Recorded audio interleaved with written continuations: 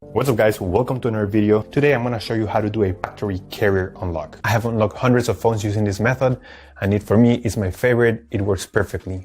What a carrier unlock does, it allows you to use your phone with different providers. If you travel and if you want to switch SIM cards from a different company anywhere in the world, you just simply go ahead, you put your SIM card into your phone and your phone will work without any issues. So we're going to begin.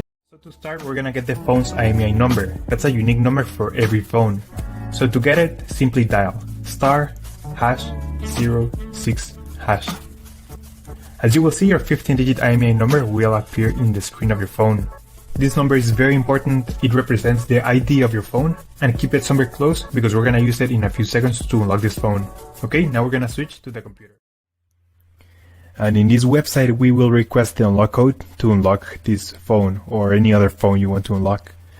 So we're going to start by filling up the information here. As you can see here, there is a form.